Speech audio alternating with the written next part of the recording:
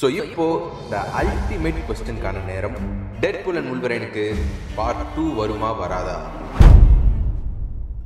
Deadpool and வூல்வரைன் release ஆகி ஒரு மாசம் ஆயிடுச்சு. ரீசெண்டா கூட அந்த படத்தை பார்க்கறதுக்காக திரும்பவும் தியேட்டருக்கு போயிருந்தேன். சர்ப்ரைசிங்லி ஒரு மாசம் கழிச்சு கூட ஹவுஸ்ஃபுல் ஆயிருந்துச்சு லேடிஸ் அண்ட் ஜென்டில்மேன். ஸோ இதனால நமக்கு என்ன பலன் அப்படின்னு கேட்டீங்கன்னா ஒரு மண்ணும் கிடையாது. பட் இதுல இருந்து நமக்கு தெரிய வர ஒரு விஷயம், இந்த படம் நமக்கு மட்டும், அதாவது மார்வல் ஃபேன்ஸுக்கு மட்டும் இல்லாம காமிக் புக் ஃபேன்ஸுக்கு மட்டும் இல்லாம ஜெனரல் ஆடியன்ஸ்க்கும் ரொம்ப பிடிச்சிருக்கு அப்படின்றதுனால தான் திரும்பவும் போய் பார்த்துட்டு இருக்காங்க.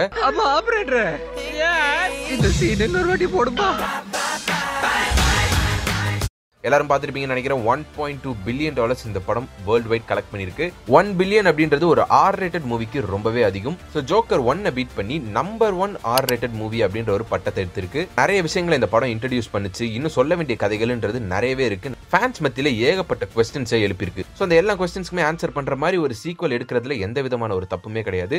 அதுவும் இந்த மாதிரி ஒரு சக்சஸ் ஆயிருக்குன்றப்போ எடுக்கிறதுல எந்த ஒரு தப்புமே கிடையாது. ஸோ பேசிக்கலி இந்த வீடியோல என்ன பேச போறோம் அப்படின்னா, டெட்பூல் அண்ட் வூல்வரைனுக்கு ஒரு பார்ட் 2 வரதுக்கு சான்ஸ் இருக்கா? ஒரு சீக்வல் லைக் அவெஞ்சர்ஸ் vs எக்ஸ்மெனா இருக்கட்டும், இல்லனா எதனா ஒரு மியூட்டன்ட் ஃபிலிம், ஒரு ஸ்பின் ஆஃப் டெட்பூல் அண்ட் வூல்வரைனுக்கு ஒரு ஸ்பின் ஆஃப் வரதுக்கு சான்ஸ் இருக்கா? அப்படி வந்தா அது என்ன மாதிரி ஒரு ஸ்டோரியா இருக்கலாம்? வருமா? ஃபர்ஸ்ட் வந்தா எப்ப வரும்? மல்டிவர்ஸ் ஆகாலே எதிர்பார்க்கலாமா? அப்படின்ற மாதிரி நிறைய கொஸ்டின்ஸ் இருக்கு. ஸோ அது எல்லாத்த பத்தியுமே இந்த வீடியோல பேசுவோம். பட் அதுக்கு முன்னாடி உங்களோட ஒப்பீனியன்ஸ் அண்ட் தியரிஸை எப்பவுமே சொல்ற மாதிரி சொல்லுங்க. அண்ட் இந்த வீடியோவை உங்களோட ஃப்ரெண்டுக்கு ஷேர் பண்ணி விட்டு அவங்களோட ஒப்பீனியன்ஸும் சொல்லுங்க. அண்ட் இந்த வீடியோவை ஃபுல்லா பார்த்துட்டு பிடிச்சிருந்தா லைக் பண்ணுங்க. அண்ட் இந்த சேனலுக்கு புதுசா இருந்தீங்கன்னா மறக்காம சப்ஸ்கிரைப் பண்ணிக்கோங்க.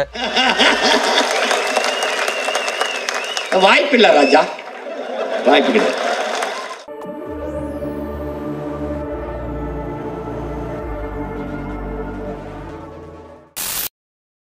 ஸோ இந்த படத்தை பார்த்த மெஜாரிட்டி ஆஃப் த ஆடியன்ஸ்க்கு இந்த படம் ரொம்ப பிடிச்சிருந்தாலும் என்ன மாதிரி ஒரு சிலருக்கு ஒரு மேஜர் கன்சர்ன் இருந்திருக்கலாம். அது என்னன்னா, இந்த படம் வந்து மார்வல் ஸ்டுடியோஸோட பேனர்ல ரிலீஸ் ஆச்சு. டெட்பூல் அண்ட் வூல்வரைனோட ஃபர்ஸ்ட் MCU என்ட்ரி அப்படின்னு சொல்லி தான் இந்த படத்தையே ப்ரொமோட் பண்ணியிருப்பாங்க. பட் படத்தை பார்த்து முடிச்சுட்டு வெளியே வந்ததுக்கு அப்புறம் இது MCU மூவி மாதிரியே ஃபீல் ஆகலையடா அப்படின்ற ஒரு ஃபீல் எனக்கு வந்துச்சு. பக்கா டெட்பூல் ஃபிலிம், அதுல எந்த ஒரு குறையுமே இல்லை. டெட்பூல் ஃபிலிம் எப்படி இருக்கணுமோ அதே மாதிரி இருந்துச்சு. பட் MCU ஃபிலிம் மாதிரி ஃபீல் ஆகலையே அப்படின்ற ஒரு யோசனை இருந்துகிட்டே இருந்துச்சு. ஏன்னா பேசிக்கலி ஒரு MCU ஃபிலிம்னு எடுத்துக்கிட்டோம்னா எவ்வளவு கேவலமா அந்த படம் இருந்தாலும் ஒரு படத்தோட சக்சஸரா வந்திருக்கும், இல்லனா இன்னொரு படத்தை செட்டப் பண்ற மாதிரி வந்திருக்கும். உதாரணத்துக்கு மார்வல்ஸே எடுத்துக்கோங்க. ஏன்னா மார்வல்ஸ் ஃபியூச்சர் ஆஃப் த MCUக்கு ரொம்பவே முக்கியமான ஒரு படம் சொல்லி இப்ப எனக்கு ஃபீல் ஆகுது. அது ஏன் அப்படின்றது இந்த ஒரு வீடியோலயே உங்களுக்கு சொல்றேன். சோ என்னடா இது MCU படம் மாதிரியே ஃபீல் ஆகலையே அப்படின்னு சொல்லி வருத்தப்பட்டு இருக்கும்போது, சரி ஓகே திரும்பவும் இந்த படத்தை போய் பார்ப்போம்னு சொல்லிட்டு ரிலீஸ் ஆகி 3 நாள் கழிச்சு ஒரு எம்டி தியேட்டர்ல யாருமே இல்லாம ஒரு 10 பேர் தான் இருந்தாங்க. வீக் டேல போய் பார்த்தேன். அப்போ பார்க்கும்போது தான் நிறைய விஷயங்கள் புரிய வந்துச்சு. ஓஹோ, இதெல்லாம் நம்ம ஃபர்ஸ்ட் டைம் பார்க்கும்போது நோட்டீஸே பண்ணலையே அப்படின்ற மாதிரி இருந்துச்சு. ஏகப்பட்ட விஷயங்களை ஒரு மாதிரி சட்டிலா வச்சுட்டு போயிருக்காங்க.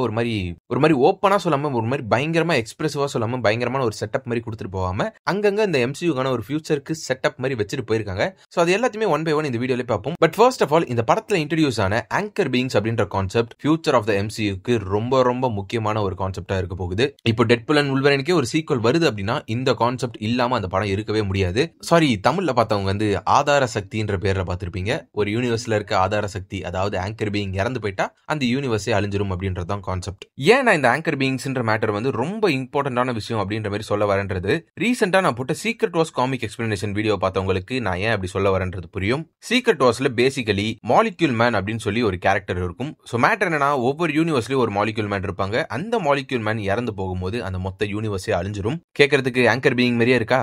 அதுதான் மேட்டர். சோ மாலிக்யூல் மேன் ஒரு புது கேரக்டர் இன்ட்ரோடியூஸ் பண்ணி அவனுக்கு கேரக்டர் டெவலப்மெண்ட் கொடுத்துலாம் கொண்டு வரதுக்குள்ள உயிர் போயிடும். ஏன்னா இன்னும் 2 வருஷத்துல அவெஞ்சர்ஸ் டூம்ஸ்டே வரப்போகுது. சோ அதெல்லாம் பண்ணிட்டு இருக்க முடியாது அப்படின்னு சொல்லிட்டு தான் இந்த ஆங்கர் பீயிங்ஸ்ன்ற ஒரு கான்செப்டை இன்ட்ரோடியூஸ் பண்ணிருக்காங்க.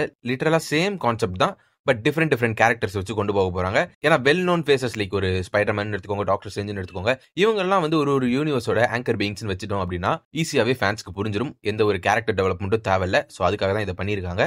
இது ஜஸ்ட் என்னோட கெஸ் தான். இதுதான் நடக்க போகுதுன்னு சொல்ல, இதுதான் மார்வல் சொல்லியிருக்காங்கன்னு நான் சொல்ல, என்னோட ஒரு தியரி தான் இது. பிடிச்சிருந்தா எடுத்துக்கோங்க. சோ இந்த டெட்பூல் அண்ட் வூல்வரைன் படத்திலேயே இந்த ஆங்கர் பீயிங்ஸ் ஒரு பெரிய கன்ஃபியூஷனை உருவாக்கிட்டு போயிடுச்சு. ஏன்னா படத்தோட எண்டிங்ல லாரா வந்து டெட்பூலோட யூனிவர்ஸ்ல இருக்கிறத பார்த்திருப்பீங்க, 10,005 யூனிவர்ஸ்ல.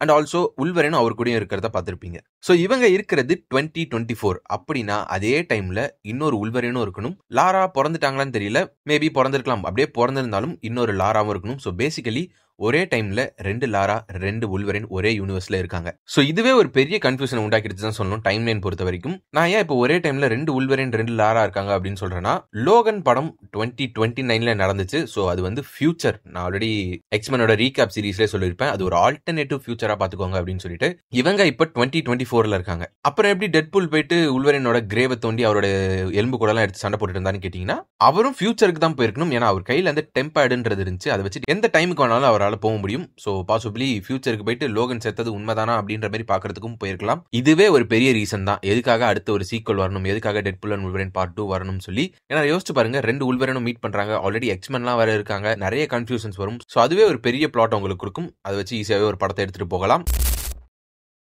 டெட்பூலோட யூனிவர்ஸ், இந்த 10,500 யூனிவர்ஸ் இப்ப வரைக்கும் மார்வெல்ல வந்து ஒரு சில யூனிவர்ஸ் தான் ஸ்பெசிஃபை பண்ணிருக்காங்க.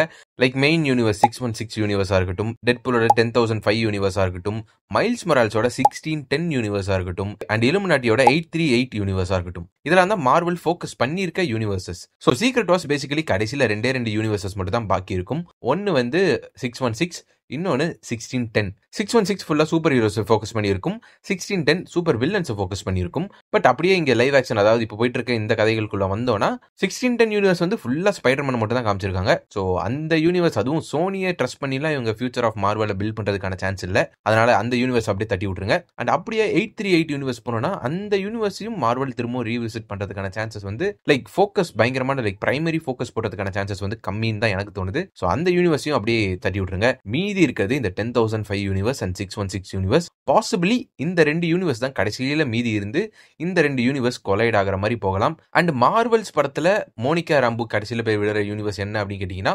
90% அதுவும் டெட்பூலோட யூனிவர்ஸா இருக்கிறதுக்கு தான் நிறைய சான்ஸ் இருக்குன்னு சொல்லி எனக்கு தோணுது. ஸோ 10,005 யூனிவர்ஸ் தான் 616 கூட கொலைட் ஆக போகுது அப்படின்ற மாதிரி ஒரு முடிவு எடுத்தாங்கன்னா 10,005 யூனிவர்ஸ்ல நடக்கிற ப்ராஜெக்ட்ஸ் ஒரு சிலது நமக்கு தேவைப்படும். ஸோ இது ஒரு பெரிய ரீசன் எதனால டெட்பூல் அண்ட் வுல்வரினுக்கான ஒரு சீக்வல் வேணும் அப்படின்னு சொல்லிட்டு நடக்குதா அப்படின்றத திரும்பவும் வெயிட் பண்ணியே பார்ப்போம்.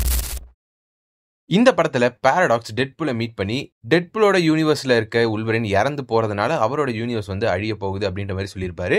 அதுக்கு வந்து ஒரு பல ஆயிரம் வருஷங்கள் ஆகும். அதை பாத்துக்கிறதுக்கான வேலையை டிவியை என்கிட்ட கொடுத்துருக்கு. அண்ட் உங்களை ஒரு ஹையர் பர்பஸ்க்காக டிவியை ரெக்ரூட் பண்ணிட்டு வர சொல்லியிருக்காங்க அப்படின்ற மாதிரி சொல்லியிருப்பாரு. ஸோ இங்க டிவியை ஒரு டீம் ஃபார்ம் பண்ணிட்டு இருக்காங்க அப்படின்றது தெரியுது. அதுல ஒரு மெம்பரா தான் டெட்பூலை இங்க கூட்டிட்டு வந்திருக்காங்க. அந்த டீம்ல இப்போ யாரெல்லாம் இருக்கா, இதுக்கப்புறம் யாரெல்லாம் சேர போறாங்க அப்படின்றதெல்லாம் இதுக்கப்புறம் வெயிட் பண்ணி தான் பார்க்கணும். அண்ட் வுல்வரினும் இந்த டீம்ல இருக்க போறாரு, இந்த டிவியை ஃபார்ம் பண்ணிட்டு இருக்க இந்த டீம்ல இருக்க போறாரு அப்படின்றது வந்து இந்த படத்தோட எண்ட்ல கன்ஃபார்ம் ஆகியிருக்கும். ஹண்டர் B-15 இவங்க 2 பேர்கிட்டயும் வந்து உங்களோட வேலை இதுக்கப்புறம் தான் ஆரம்பிக்க போகுது, ஸோ 2 பேரும் ரெஸ்ட் எடுத்துக்கோங்க அப்படின்ற மாதிரி சொல்லிட்டு போயிருப்பாங்க. ஸோ எதுக்காக இவங்க இந்த டீமை ஃபார்ம் பண்ணிட்டு இருக்காங்க, எவ்வளவு பேர் இந்த டீம்ல இருக்க போறாங்க, யாருக்கு அகைன்ஸ்டா இந்த டீமை ஃபார்ம் பண்றாங்க அப்படின்றதெல்லாம் அடுத்தடுத்த ஃபியூச்சர் மார்வல் ப்ராஜெக்ட் பார்த்து தான் நம்ம தெரிஞ்சுக்கிட்டு ஆகணும். ஆக்சுவலா இது வந்து ஒரு ரூமரா வந்துருந்துச்சு. டிவியை வந்து நிறைய சூப்பர் ஹீரோஸை கலெக்ட் பண்ண போறாங்க பேட்டில் வேர்ல்டுக்கு முன்னாடி அப்படின்ற மாதிரி ரூமர்ஸ்லாம் வந்துருந்துச்சு.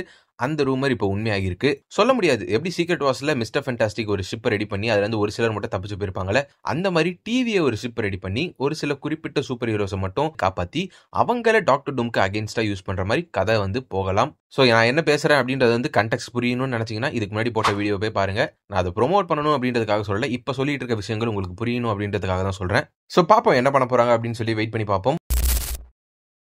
ஸோ இப்போ ரீசெண்டாக ரயன் ரெனால்ட்ஸ் ரிலீஸ் பண்ண டெலிட்டட் சீன் எல்லாரும் பார்த்துருப்பீங்கன்னு நினைக்கிறேன். ஆக்சுவலாக அது டெலிட்டட் சீனே கிடையாது. படத்தோட போஸ்ட் கிரெடிட் சீன்லேயே டெட்பூல் டிவிக்குள்ள இருக்கும்போது சைடில் ஓரத்தில் ஒரு ஸ்க்ரீனில் இதே சீன் பிளே ஆகிட்டு இருந்திருக்கும். பேசிக்கலி இந்த சீனில் வந்து கேம்பிட் வாய்டில் இருக்காரு, இன்னும் உயிரோட தான் இருக்காரு, இன்னும் சாகலை அப்படின்றத கன்ஃபார்ம் பண்ணியிருப்பாங்க. அண்ட் இந்த கிளிப் முடியும் போது அவர் திரும்பி பார்த்து நிற்கும் போது அவரோட கண்ணில் போர்ட்டல் ஓப்பன் ஆகிறது கிளியராகவே தெரியுது. ஸோ ஃபர்ஸ்ட் திங், கேம்பிட் சாகலை, விச் மீன்ஸ் எலக்ட்ராவும் உயிரோட இருக்கணும், பிளேடும் உயிரோட இருக்கணும். அண்ட் அடுத்தது, யார் அந்த போர்ட்டல் ஓப்பன் பண்றா? டாக்டர் ஸ்ட்ரேஞ்சா இருக்கலாமா, வாங்கா இருக்கலாமா அப்படின்னு கேட்டீங்கன்னா எனக்கு தெரிஞ்ச சான்ஸ் ரொம்ப கம்மின்னு தான் தோணுது. ஏன்னா அவங்களுக்கு இப்படி ஒரு விஷயம் நடந்துட்டு இருக்கு அப்படின்றதே தெரிஞ்சிருக்கிறதுக்கான சான்ஸ் இல்ல. வாய்டுன்ற ஒரு இடம் இருக்கு அப்படின்றதே அவங்களுக்கு தெரிஞ்சிருக்கிறதுக்கு சான்ஸ் இல்ல. சோ யாரோ ஒருத்தங்க அந்த கெசாண்ட்ரா நோவா கிட்ட இருந்த ஸ்லிங்கரிங்க வச்சு தான் ஓபன் பண்ணியிருக்காங்க. அங்க இருக்கவங்களே யாரும் ஓபன் பண்றாங்களா, லைக் எலக்ட்ராவா, பிளேடா அப்படின்ற மாதிரியும் தோணுது. இல்லனா டெட்பூல் பயபுலியா இருக்குமா அப்படின்ற மாதிரியும் தோணுது. பட் யார் ஓபன் பண்ணியிருந்தாலும் ஸ்லிங்கரிங்க்கு ஒரு மரியாதை வேணாமாடா? கையில கிடைக்கிறவங்க எல்லாம் எடுத்து போட்டு போர்ட்டல் ஓபன் பண்ணிட்டு இருந்தா எப்படி? சோ எண்ட் ஆஃப் த டே யார் அந்த போர்ட்டல் ஓபன் பண்ணிட்டு இருந்தாலும் கேம்பிட் எங்க தான் போறாரு, இவங்க எங்க போறாங்க, உண்மையிலே பிளேட் எலக்ட்ராலாம் உயிரோட இருக்காங்களா,